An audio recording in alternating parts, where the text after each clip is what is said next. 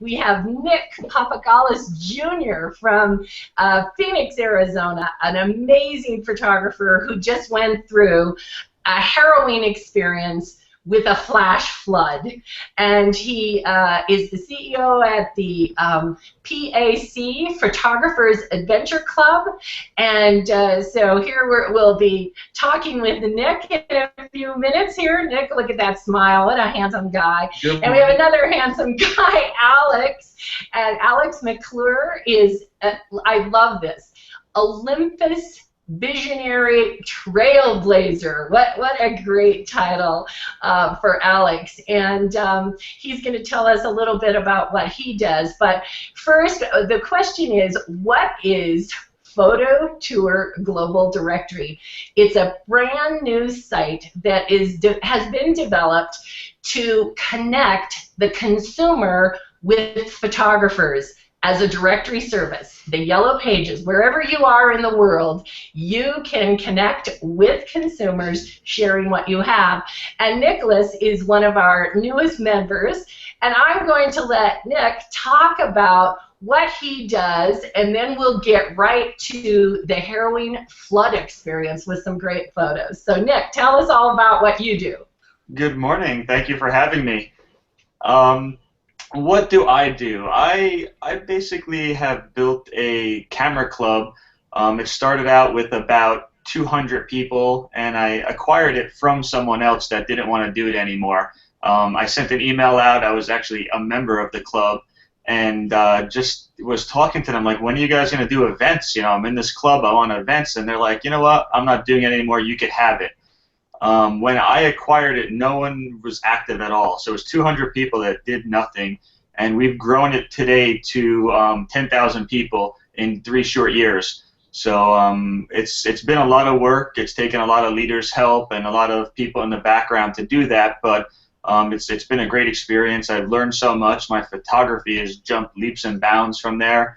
I transitioned from being a DJ and MC for weddings and events to a photographer full-time, and also to teaching photography full-time. So I'm actually getting out of event photography to be a teacher all the time. So it's been quite a run and quite an experience, and I'm loving every minute of it. Well, I'll tell you, you don't sleep. You are from one event to the next, so it's great with the activity that you're going through. And Yep. then Alex, tell us about this luminary from Olympus and what you're doing. And in the green room, he showed us a new toy. Well, I actually am a Olympus Trailblazer, and what that is I'm like an ambassador for the brand. Through my photography, Olympus has asked me to join this program, and basically I go around and I show new products and I talk about it and I talk about photography, and it's been a great experience. I was in New York a couple weeks ago, and we just had the release party for the new Olympus. Can you see that? The new EM1. Yeah.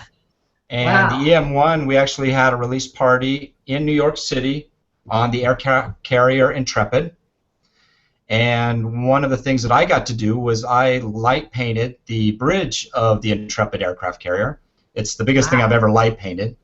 And yeah, and people were given memory cards at the beginning. They were able to load them in the cameras and shoot images. So we had people there from I believe the CEO from B&H, from Adorama, the CEO from Amazon. We had people from Popular Photography Magazine, Outdoor Magazine, a whole bunch of blog people. The president from Olympus flew out from Japan. The U.S. president for Olympus was there also. And there was 5 of us visionaries there doing different things. So it's really been an amazing ride.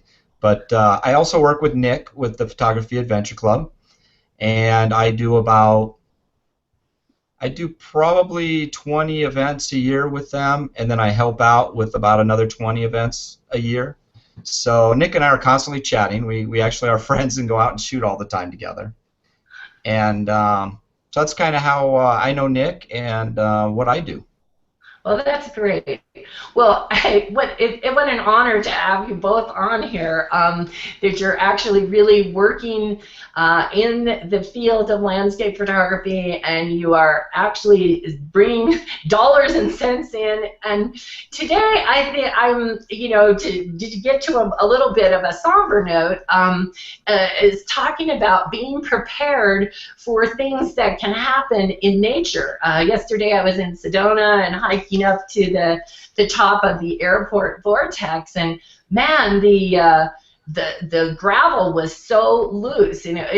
After having watched Nick's Fox News 10 video about what can happen out there, it sure was making me a lot more careful with what I'm doing and being aware of the weather. So Nick, give us a little bit of a history of what happened. You were at the Havasupai Trail, you were hiking down, and all I'm doing is thanking my lucky stars because I was actually going to go on that trip and meet you down there with the helicopter. And but anyway, so tell us about the trip, how it got started, Sure. how you do your trip too.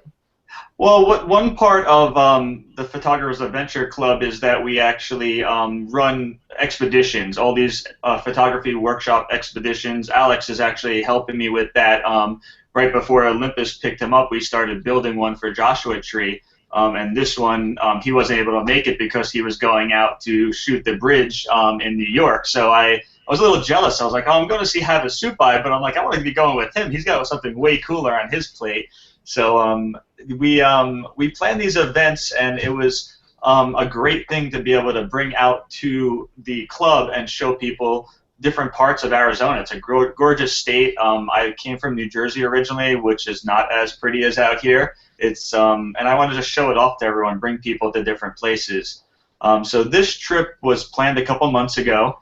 3 leaders went on it. We were kind of doing like a recon trip to go check everything out. I've been down there before, and I wanted to bring my new equipment out and kind of see what I can do with it. So then when I do bring a bigger group down, I know what I'm doing. I always like to do my research and not just show up someplace. So in the picture you see on the screen, hopefully you can see it, is Scott Alec to the left. He's a leader. Lori from Vivix. She's one of our sponsors that sponsors the prints we're going to talk about later from Vivix Printing, and then myself. And you can see it's an overcast day there at the top. Nothing too bad to worry about.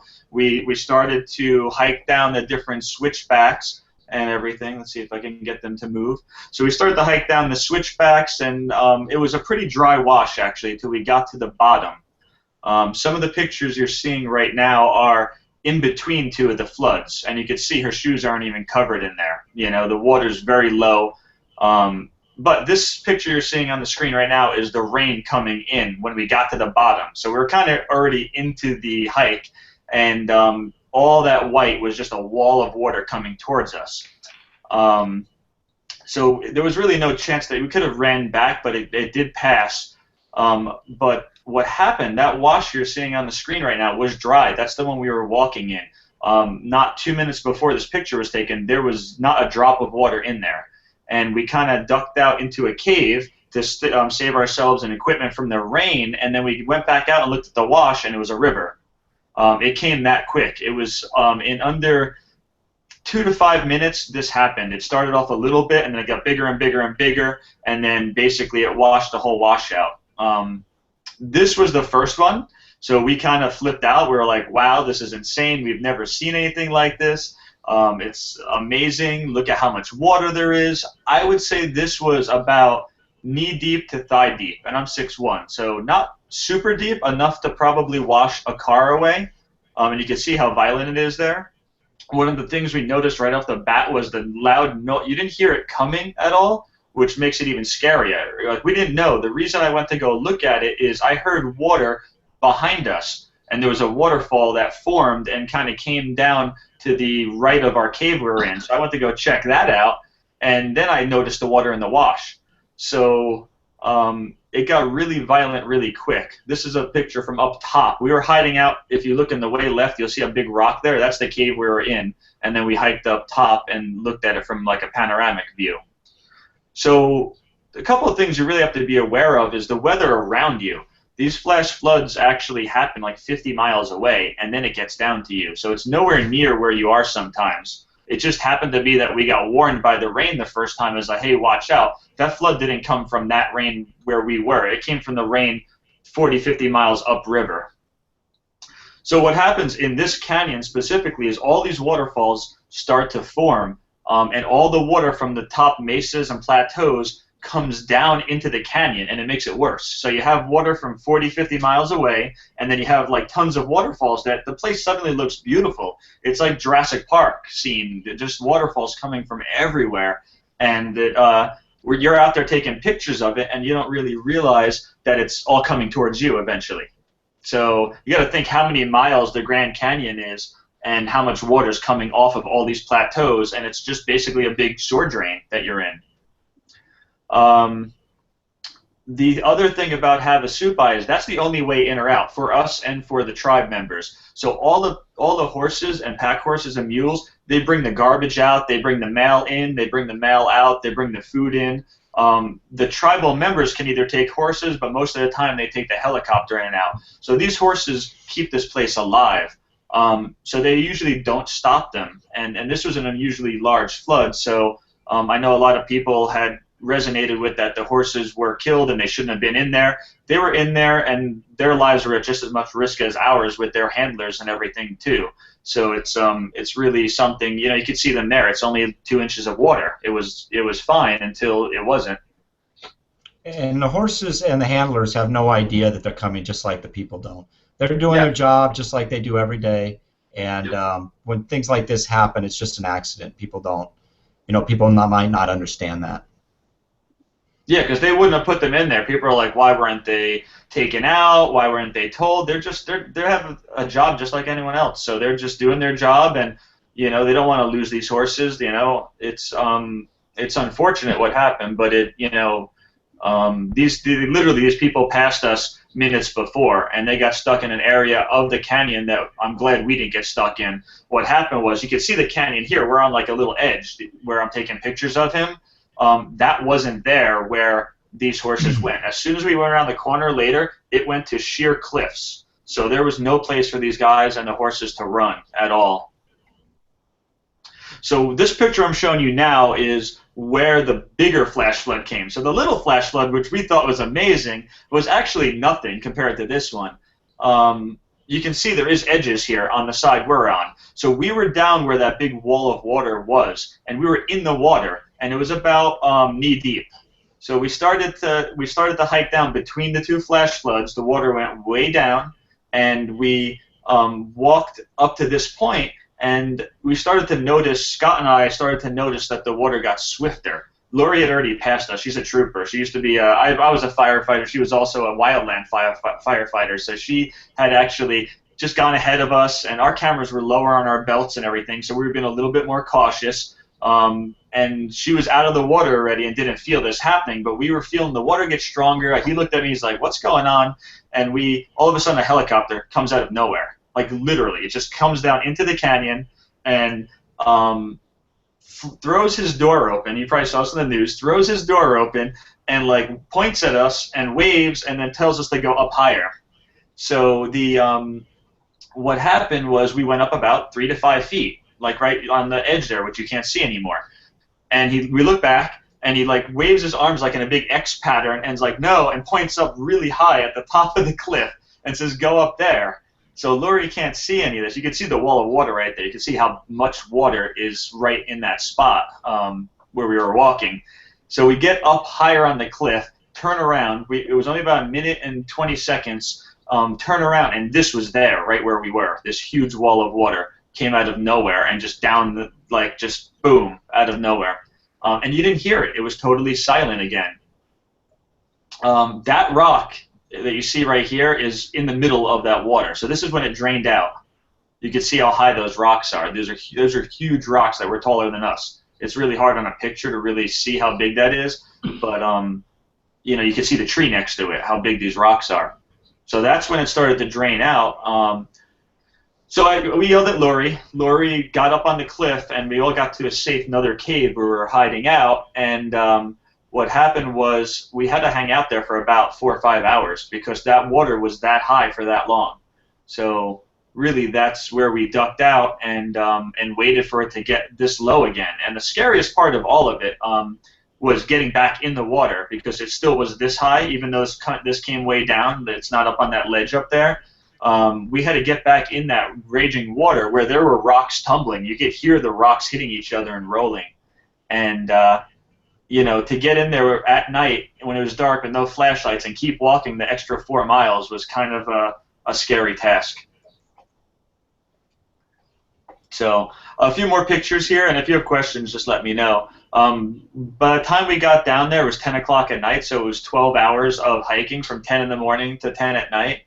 And everyone was evacuated from the campgrounds, and this is where Alex can kind of step in too, because he has the opposite view of 2008. He was in the campground when this happened in 2008, so he was already down there camping and got evacuated like these people did. We were stuck on the way down, so it's two different perspectives. That's why I invited him to kind of come out and share his perspective, because he had to haul his wet gear up the hill and do what these people did. So if you want to jump in, Alex, and tell him your view from that side. Yeah, well, in 2008 we went down there, and basically it was a beautiful sunny day. We went down, we got down to the falls, we set up our camp, and we played in the water all day, took pictures, had a great time. Then as it got dark, it started raining, and it literally rained all night. About 2, 3 in the morning, we heard the rangers down there, and they were actually down at the lower camps evacuating the people out of there. We had a nice high campground, one of the first campgrounds. It's actually extremely high, so we didn't have any problem. I mean, we slept all night. It rained all night. It was a good night's sleep. And when we got up in the morning, we found out that all the camps below us had been evacuated, and a bunch of people were getting helicoptered out. So we packed up everything like we would normally, and it had stopped. It was a light sprinkle by that point. We packed up all our stuff and sent it back up on the mules, and started hiking out in basically our sandals. When we got to the fall, instead of it being the nice green, beautiful, pristine water it looked like chocolate milk. Is basically the way to describe it. A huge waterfall of chocolate milk. And I looked up and saw what looked like a cardboard box coming up towards the edge of the fall, and realized that there was a window in it. And watched that go right over the fall. So it looked like somebody's tool shed or something that just went over. But all the bridges were washed out, and we hiked to the base of the mountain in our sandals.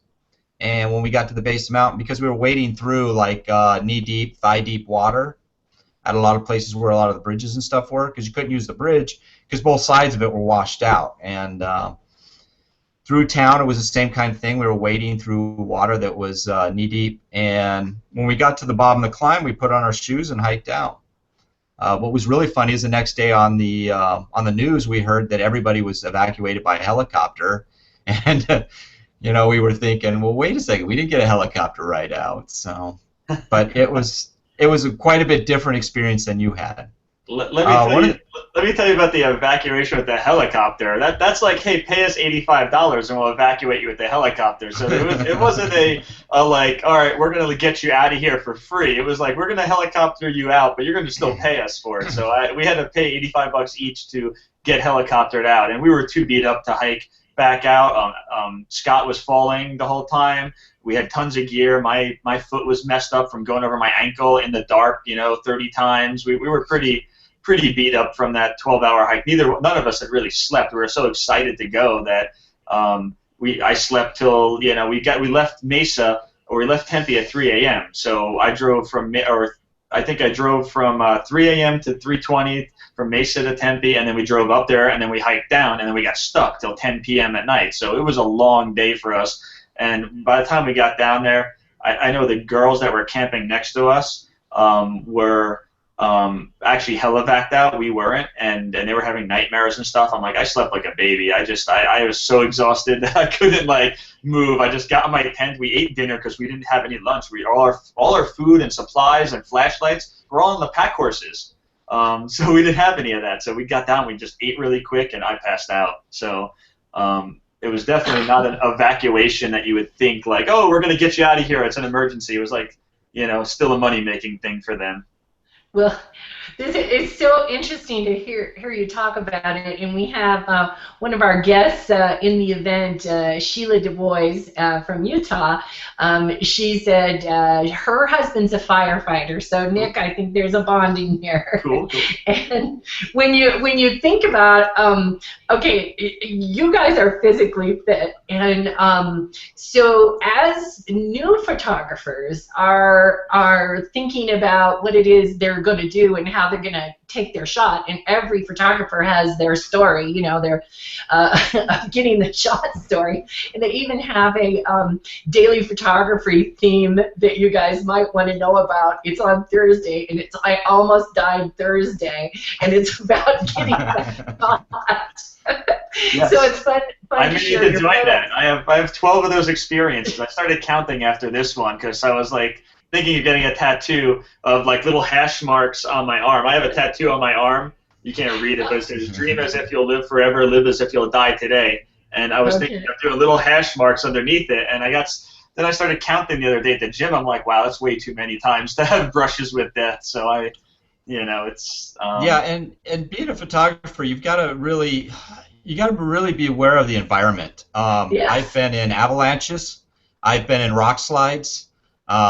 Nick and I have been in lightning storms that were way too close. The last time we were up at Page, I got some great lightning shots. And at one point, I decided to go sit in the car and do some stuff because the bolts were getting pretty close. And him and our friend Susie were underneath the tailgate of it. And I felt the pressure in the car actually shift. And like instantaneously, there was a flash and a boom. And both of them started, hollering because it literally hit, I don't know, what was it, 150 feet away from the car? Oh, yeah, it hit like a telephone pole or a light pole, like right across the street. Right. At that point, it's like, okay, we're done. Everybody back in the car. So, so you really need to be aware of your environment. I've been stuck on the top of a mountain in a lightning storm in Flagstaff before. And literally, while everybody's thinking about getting off the mountain, I'm kind of looking around, seeing, I wonder if I can get a shot. And it's one of those lightning storms we were in where it's not like a blast every 20 or 30 seconds. This thing is literally hitting the ground every 5 or 6 seconds. And I turn around because my hair stands up on my arms, and I watch a bolt hit the ground and actually do like a little dance. And at that point, I was like, hey, guys, look. Oh, you know what? Never mind.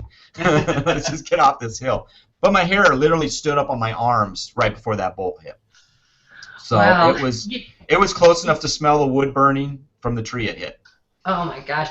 Well, there's so many gorgeous shots, and this morning, Nick, I shared one of your shots in the desert of a lightning bolt with the saguaro, being seen in the ambient light, and it really is, I think, and that was the reason for this show, is to have people have a mental preparation before you go out. And I know one of the things that we talked about was, if your cell phone goes out, if you're out hiking around doing all this, you may not get cell phone information. So also having somewhere in your backpack, in your jeans pocket, emergency numbers. Okay, now Alex is going to tell us a little more. I opened the door, but really it is important, and people do need to know where you're going and what it is you need to take with you. So Alex, show us that again. I was talking, and show us that again. Well, this is my my desert survival kit, and I carry this with me whenever I'm hiking. And basically, I have purifying tablets in case I get still water, waterproof matches, whistle, and a small flashlight, a compass, just in case you need something like that. I carry a little mini tool. This is one of the micro tools. It's actually the smallest Leatherman I think they make. I was going to say it looks like a baby Leatherman. Yeah, it is. It's really tiny. I carry a Swiss steel in case my, can you see that? A Swiss steel in case my my matches got wet or I ran out of matches. This is actually the space blankets. This is the same thing, but it's actually a bag, a full-length like sleeping bag that I could climb into.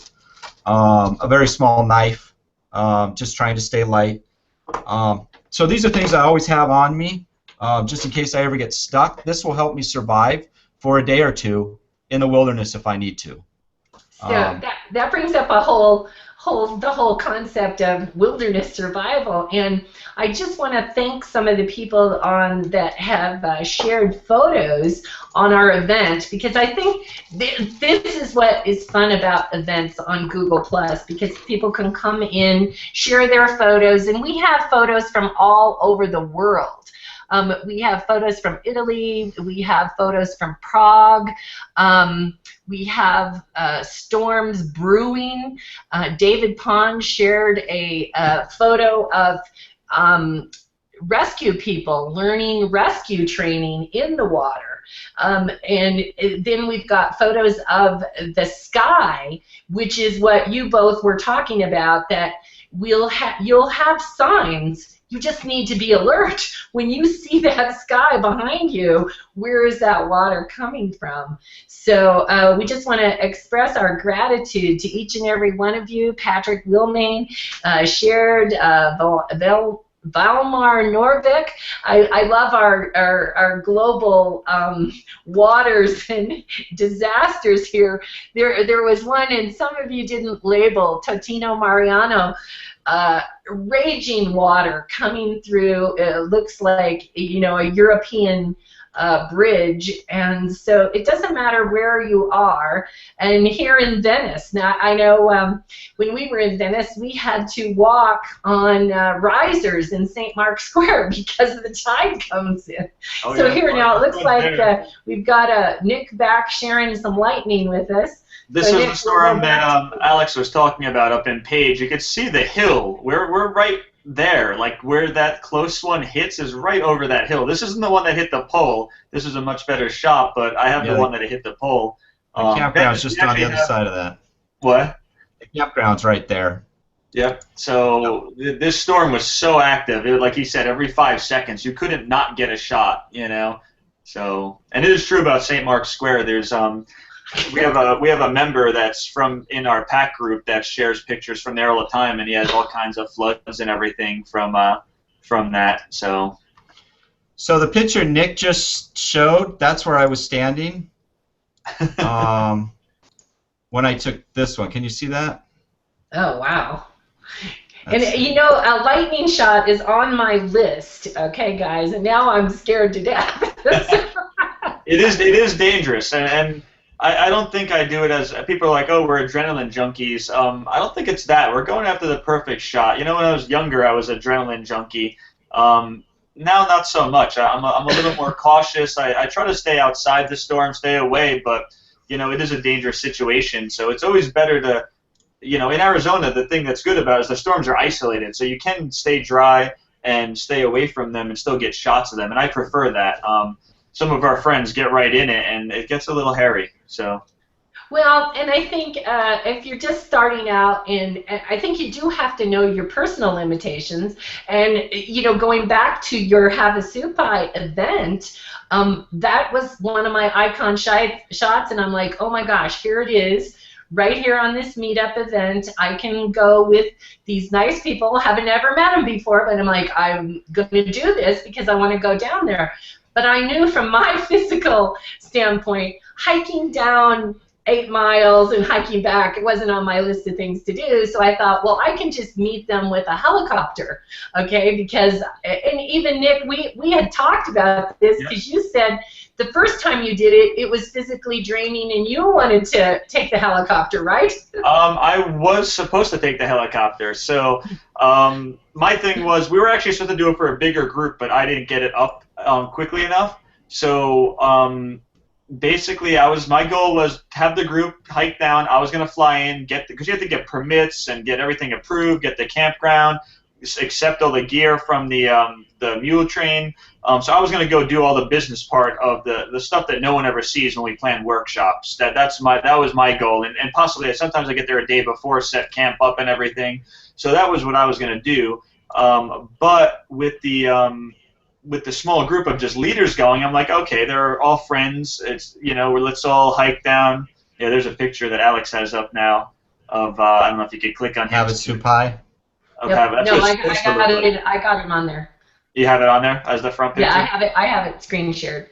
That's the picture I was going for. So, my goal was to fly down, meet everyone down there, and when it was such a small group, I was like, let's just hike down as friends. We didn't carry our gear. We gave it to the mule train, so that was much easier. The hike itself is not that terrible. It's a pretty flat, boring hike.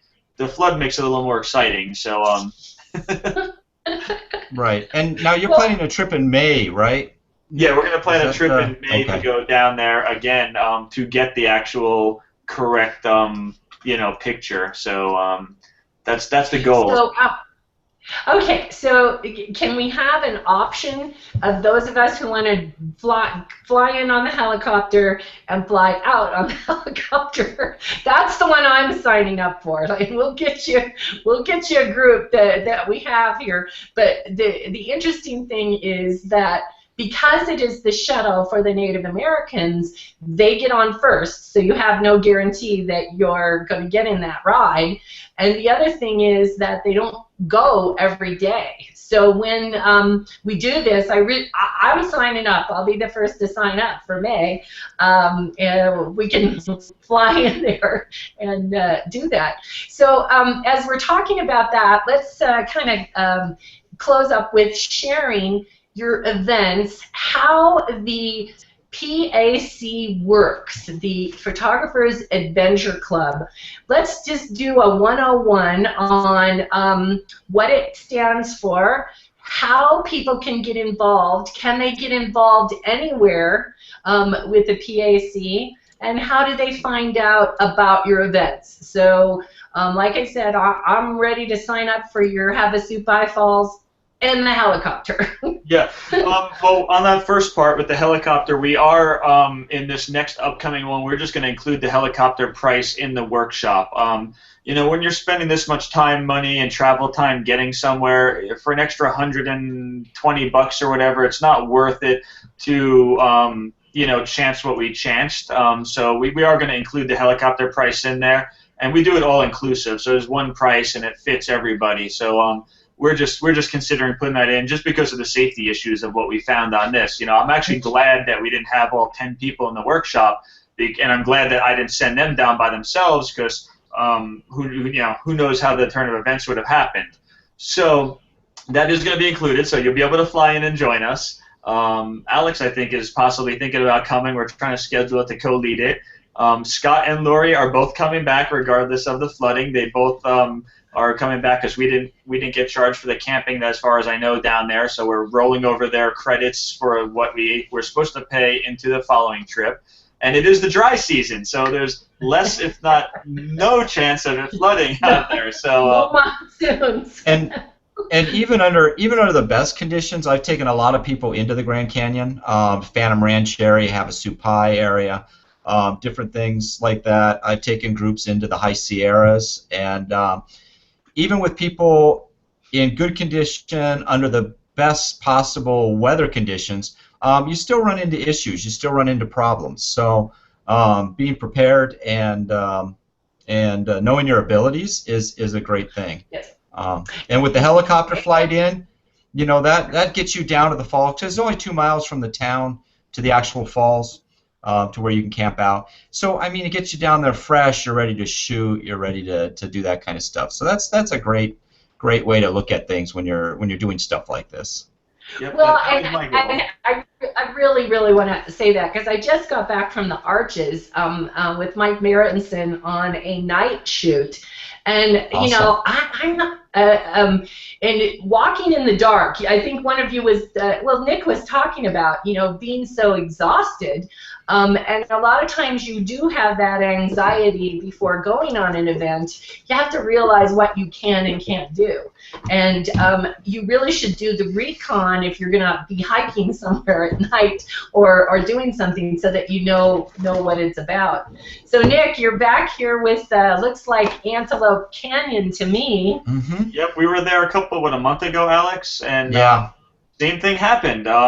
The flood came through. A week before we went up there, and Lower Antelope was closed. They fixed all the stairs, dug the mud out, got the water pumped out, and then the Friday that we were taking those lightning pictures in Page, it flooded out again, and our It dumped. supposed to be Saturday. So we were all like, oh my God, what's going to happen? We have, how many people do we have on that? 15, 20 people on that workshop. You can see it in the picture here. People, Yasmin, who's our Las Vegas leader, Alex, we had a bunch of us, Susie that went up, and we were like, wow, we're going to have to cancel this trip out. While we were there, we drove up there because of a flash flood. And in there, you have nowhere to run. They actually had 12 people die in Lower Antelope Canyon. So they have some ropes that they can throw down, and they have warnings and stuff like that, but they're really cautious. So they didn't let us in Saturday, but they did let us in Sunday. And you can see there, these are kind of some of the trips we plan. We try to get people together. It's all about learning, education. Everything that I do with Photo Adventure Club is about just teaching people and passing it along. There's so many people out there and photographers, and you have a lot of egos and everything. It's like if I could give something back to the community, I really want to. I don't want to leave not giving something back to people. And Alex is the same way. We're always willing to go out, do photo walks, teach people, help people, answer questions. People email me, whether they've taken my Lightroom classes or not. I answer the emails and help out. So it's really, Photo Adventure Club is all about community, and it's about getting free and low-cost education and trips to people that wouldn't normally want to plan it or do it themselves. And that's really the premise of it, I think. If I'm missing anything, Alex, fill in. No, I mean, I don't think there's a better way to learn photography than with your friends. And that's why I love doing the photo walks. I do at least one a month, and it's usually 20, 25 people. And we go out, and I'll even see other people helping, the people on the walk. So I'll be shooting a shot, giving them my settings for the shot, showing them what I saw, and then they'll try to shoot it. But everybody gets different pictures, and some people aren't familiar with their cameras, so we help them with that. Some people aren't familiar with simple things like their tripod or their setup, and we help them with that. And hopefully by the end of the day, everybody's learned some stuff and got some great shots, and that's why I do it. Yeah, and I know the Google Plus, a lot of people do photo walks, and they're usually 50 to 100 people. And I found in our business plan of building this pack that we wanted to keep it more to 10 people per leader. So we do keep it like around 20 or less if we have 1 or 2 leaders to just add that quality. Quantity isn't always an important thing. I think quality is way more important, to have one-on-one time talking to everyone. If you have 100 people, I can't possibly, they all want to talk to me. They're like, let's go talk to Nick or Alex or whoever is the leader there, because you're the common denominator. They don't know anyone else except you. You invited them. So that's hard to talk to 100 people. We're running the Scott Kelby Worldwide Photo Walks, and they have it at 50 people, and I don't get to chat with everybody because there's just too many people. Right. Nick's actually doing one in Scottsdale in the morning, and I'm doing one in Tempe at night. So look that up, too. I'm going in Flagstaff. Does that count? All right. They're doing one in Flag. Cool. Yeah. Yeah, so anybody listening, okay, we'll put the link to the photo walks, and I've just posted the link, Nick and Chuck, for the community, the Photographers Adventure Club community. And is that right? Anyone can join that? Yeah, we have an affiliate membership that's totally free, so there's no cost involved at that level. We do have levels in Arizona that can be paid, but there's no pressure. We're not a used car salesman kind of pitch. It's if you want to do more, you can join and support the club. We love our supporters. They help pay the bills because we have to get insurance and other actual real expenses, websites, domains, people to run all of this. But it's a 100% volunteer-run company. And it's a not-for-profit company. We're trying to do everything as low-cost or free. We do monthly meetings, too. We're having Joel Grimes come in, which is a phenomenal portrait photographer, on November 1st. We just had Matt Kleskowski speak for us in Las Vegas, the Lightroom guru. We've had Ken Skloot, a Canon Explorer of Light, come in. Alex, Olympus Visionary, teaches for us. So we have some pretty big names that come through our walls. And now with 30 chapters all over the country, we're able to spread that love everywhere. It's not just Arizona anymore. It's New Jersey, Philadelphia, LA, San Francisco. We have chapters, in 30 different locations. So it's for the people that love to travel, you can now meet people in other places. So it's a pretty cool thing that's happened. Okay, so let's talk about if we have a listener who's out there now, and they would like to start a pack wherever they're at because they don't have one. What do they do? What should they do? They could just contact us through the website. It says on there, it says chapters, and when you go through, it's like no chapter in your area, click here, and you could click on the chapter area and bring that up and fill out a short form. Basically, you have to have yourself and I think 10 interested people, and then if you have 10 interested people, you can start a chapter. It doesn't have to be, it's not very hard. We don't need chapters with thousands and thousands of people. You know, it's easy. You have to have 10 people that are interested in doing photo walks, having fun, and learning, and that's really the only criteria. So, and it's Okay. we're going to charge eventually to start chapters, but not until 2014, and it's going to be a small administrative charge. So that's waived for anyone that wants to start a chapter in their city from now until January 1st. After that, we figure we're going to have to hire someone that's going to have to handle these. When we start getting hundreds of requests for people to start these, we're going to have to hire an admin to take in all that stuff. So we're going to need to, you know, it's like a $99 charge. So that is on the website, but I'm extending to everyone that's watching this today and everyone that wants to sign up before January 1st that, you know, we're going to waive that fee for you.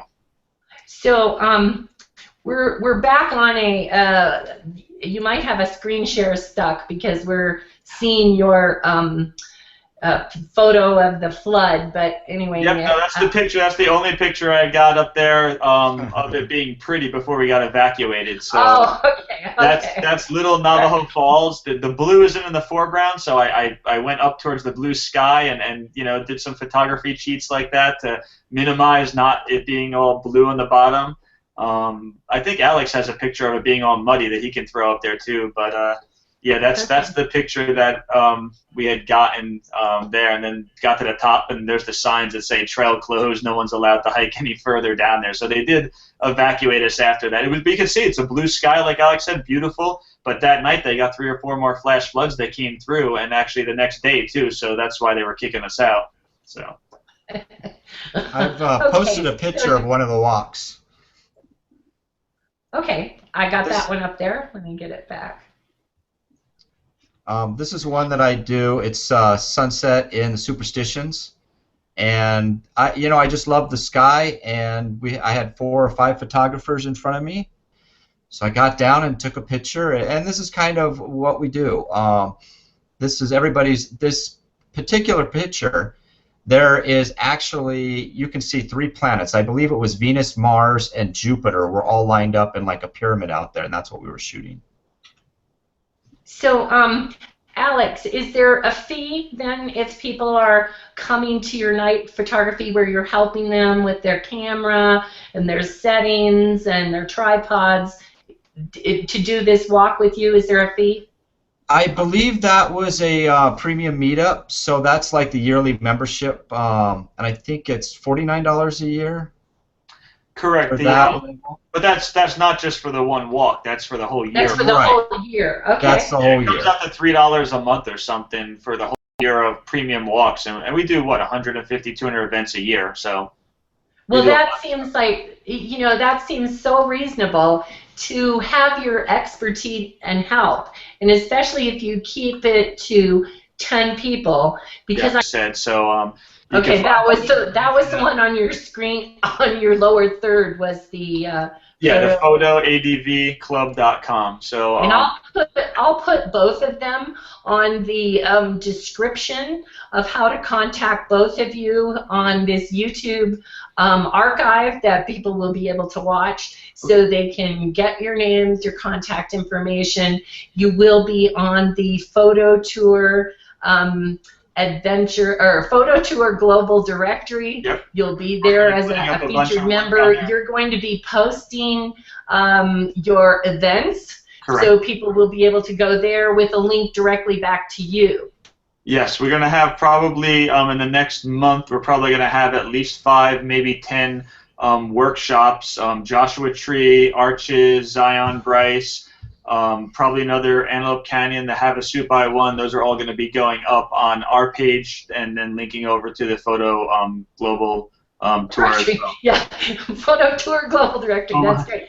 So Nick, can anybody, let's say somebody was going on vacation and they were coming here, could they go to your site, pay a fee, and join up with your group? Well, they don't even have to. They can join for free. It's totally free. Yeah, they can join in, and there's plenty of free events. The premium is just a bonus for people that are very active. We would say 98% of our events are totally free. So we're very big into, again, community. So most of our photo walks are free. The premium ones that Alex was talking about are just a bonus on top. It's kind of like the icing on the cake. Like, you know, we do special ones or repeat ones, special guest stuff like that. So really, there's no fees involved to be a part of it, and you can come to free meetings that I was talking about. You can come to free photo walks. You can come to tips classes. There's all this stuff that opens the door for. And then if you really like the active photographer, we have, you know, that premium option. We actually have an elite option too that includes classes. So it'll include my Lightroom classes, it'll include Photo 101. So there is 3 options out there. But yeah, we have no requirements for cameras. You can have a point and shoot, you can have a 1DX or a Nikon D7000. You know, we don't discriminate against your level. And we love new people coming in because we get to teach them all this great stuff that they were confused about before. So we're not snobby in that sense where it's like, oh, you have to be an elitist or something. We're totally the opposite of that. Oh, that's great. And so now if, okay, you mentioned that you were going to have another Antelope Canyon. Now, there would be a fee for that because you can't go in there for free. You have to go. Yeah, with the workshops they cost, and some of them are very expensive because there's Indian fees, there's travel fees, there's gas for us to drive up there, there's planning time. Campgrounds and everything else. Yeah, so all of that costs money to do, so obviously we can't foot the bill for everybody. So the workshops that do cost, but all the local stuff doesn't. And even Sedona, we don't charge. Sedona's a 2-hour drive for us. That's usually a free photo walk too when we go up there. We go up there quite a bit, Flagstaff, Sedona. We don't charge people for those. Jerome, when we go do the junkyard in Jerome, if we pay to go in the junkyard, we charge people for the junkyard. We don't make money off that. It's very much community based. It's a not-profit event kind of company. But again, when you do certain types of events, you have to pay for stuff. So you know, we can't eat those expenses. Great.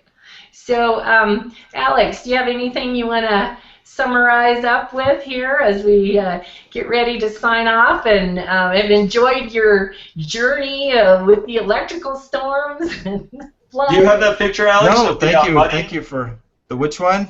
The mud one? Yeah. I'd have to find it. Oh, okay. No worries. Wasn't prepared with that one, but yeah.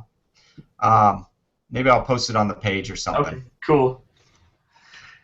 Yeah, definitely. Thank you for having us, Carra. Yeah, we had a great time and everything, and I'd love to see that camera you have, Alex. Did you kind of tell us a little bit about the new camera that's coming out?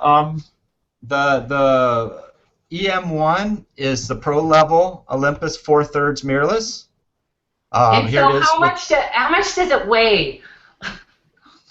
It's solid. It's a magnesium chassis, and I've got the hand grip on it, so it's a good weight, but it's a lot less than Nick's Mark III. I can tell you that much. Well, that was when I did my night shoot and rented the lens and the camera. It was so heavy. I'm like, oh my god, how can I do this? Well, this is a prime 75. So on the Micro Four Thirds, this is a 150 millimeter lens, and it's a 1.8. So his are way lighter than us. We went out to the you don't have a 150 that's this big. You have one that's this big. You know, so. But it'll be available October 14th, I believe. And I did get a message from Amazon that it is already their #1 selling camera this year, and it has not been released yet. Awesome. Oh my gosh. They're and so what is it going to retail about? Do you know? The body's $1,400. Okay, and that lens is? That's 1.875. That's about $900. Okay. So, but you can get like a 12 to 50 that's waterproof. That'll work with this body because it's magnesium with waterproof seals. It's not submergible, but it is waterproof. It's shockproof. It's freeze-proof. I believe the 12 to 50 is about $500. Great. Okay. That company, Carra, that company is really one innovative company. Canon and Nikon should really start watching them and put some innovation in our cameras because they just kind of lag behind. I love my Canon, but every time Alex shows up with a new camera, there's always these cool things that he has, and we're jealous of him. We make fun of him because he shows up with this little camera, and he gets better shots than us sometimes. He shows up with, like, it in his pocket. We have 7 bags of lenses and cameras and walk out to the wave, and he pulls his camera, like, what is that, your backup? He's like, no, it's my camera. It's like, you know what? You're not invited anymore to these trips. Well, you know what's interesting? Is this the camera that Trey Radcliffe just tried out not too long ago? He switched to Sony, which is just as small too. So they're okay, but it's the whole concept of the small camera. Right, it's the mirrorless. Yeah. Because I have photographers come in. I live in Williams, and the next time you guys have to come from Tempe, just know that there's a campground here in Williams, and that would be way less time driving from Tempe. But anyway, so people will come, and I'll do a tour of Arizona. We'll go to the Grand Canyon, and every time it's like they never have the right lens. Here's something coming up close or something's out far. So this Olympus is gonna be the right lens all the time. Is that right? Well, the lenses are much smaller, so it's a lot easier to carry a bunch of them. I go places and I go places into my backpack. I'll have 4 bodies, 6 lenses, 2 flashes, solar charger, extra batteries, cables, and they're like, that all fit in there. I'm like, yeah. Yeah. This is pretty cool stuff. This has been great, and we thank both of you. We'll look forward to seeing your events on the Photo Tour Global Directory.com site, because it is a Google event map, and it is for the world. So if you're going somewhere on vacation, you're going somewhere for business, you're just going somewhere for fun, check the event map. You will see photographer events all over the world, and we're delighted that people took the time to share their natural disaster photos, and we hope that you'll think about planning for Plan B if the weather doesn't cooperate, and what you're going to do, and having your survival kit, and also your important numbers, in case of an emergency, because if something would happen, even if they're your friend, they don't know who to contact if something would happen to you. So that's also a good thing to have. And we had some here from Paula Little. She knows both of you, and she says she did Hey, Paula. She did a photo light painting workshop with Nick and Alex twice, and both were wonderful learning experience. As a pretty new photographer and premium member of PAC, I strongly recommend the group. So I guess you can't have a better raving fan than somebody who will print that on the event. And I'm excited to meet Paula. She was in on some of the other landscape photography shows, and she is driving up to Flagstaff for the Kelby photo walk. So tell us again, that's October what? October 5th. October 5th. Yeah. October 5th. Yeah, mine's that's all over the world, and that's free, right? That's totally free. Yeah, it's worldwide. It's just hundreds of thousands of people walking that day. It's a huge event, and Scott Kelby has prizes. Did yours fill up, Alex? I know mine filled up already. No, I don't think so. I think I've got spots open. So yeah, I'm doing Tempe at night. Mill Avenue, Tempe at night, Saturday night. It's going to be crazy. It's a college town, so we should have a lot of interesting stuff to shoot. I'm going to be at yours too, because I think mine's Scottsdale one's in the morning, so I'll have lunch and then come down and hang out with you. That's why I split them up like that. So cool. Great. Well, thank you. Just be safe out there, everyone. Be safe. Keep be aware of your surroundings. You can't hear this stuff coming sometimes. So. Yep. That's it's perfect. definitely a good idea. Make sure you know what's going on. Pay attention to the weather. Pay attention to your environment. Even street shooting at night. Pay attention to what's going on around you, because you never know what could happen. You got storms. You got people driving cars. You have all kinds of crazy things out there, and we want you to get the picture, and we want you to be safe. and we want to make sure you come back so you can show us the pictures. That's the big thing. Well, that's great. And, you know, being aware of your surroundings, even animals, you know, snakes, different things, you know, just very important to just be around. And thank you for sharing your time. And we hope that you'll check out the Photographers Adventure Club, join the community, circle our page, Photo Tour Global Directory, watch for our next show. We have pages here. We have a community on Google Plus as well as Facebook and Twitter. So we'll be connecting with all of you photographers around the world, and we're wishing you a great weekend. Peace, and we'll see you the next time. Thanks, Bye-bye. Carra. Thank you.